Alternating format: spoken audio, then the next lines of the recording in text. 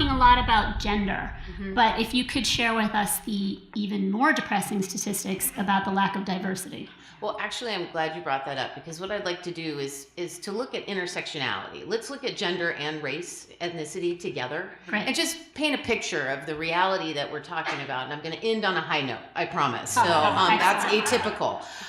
So let's just imagine the top 100 grossing films of 2014. There were only 21 leads or co-leads that were women. So 100 films, 2014, 21 leads or co-leads that were women.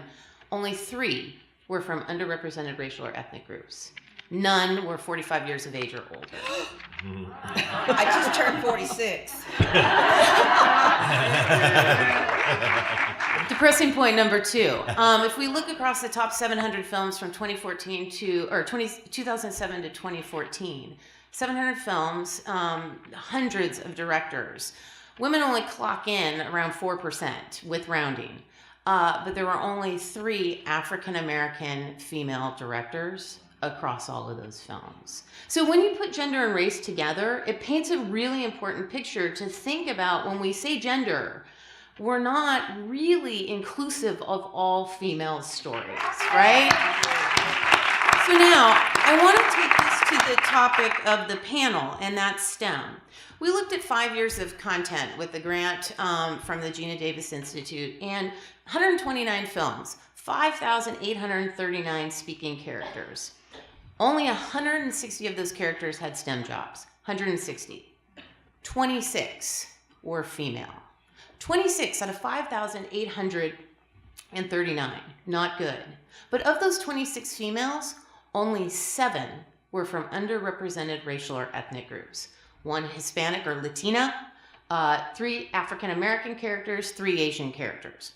The reason why this is important: social biases, women telling stories about women, implicit biases, science male associations. Donna Gigliotti's Hidden Fingers, in one film with 3 leads, black female leads, Yes. is a 300% increase from 129 films over 5 years. Right? So, and if we look at primetime, it's not much better, because most of the STEM roles, and arguably these aren't even STEM roles, are forensic pathologists. It's on the border of STEM. A lot of those are being counted as those perspectives or those roles, which are on the fringe when we think about more of a pure definition of science, technology, engineering, and math. So one film can make a huge difference. Absolutely. And can you share with us a little bit about what about other ethnicities? What about Asian, Latina, American Indian?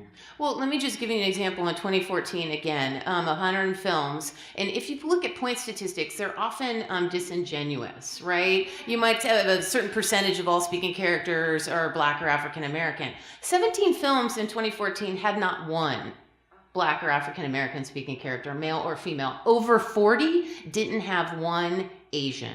Over 40.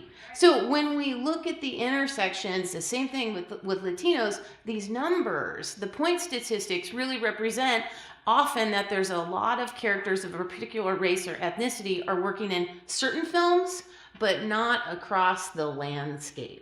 They're stereotyped into roles with cast members that are similar to themselves, rather than representing the demography or the landscape of the United States.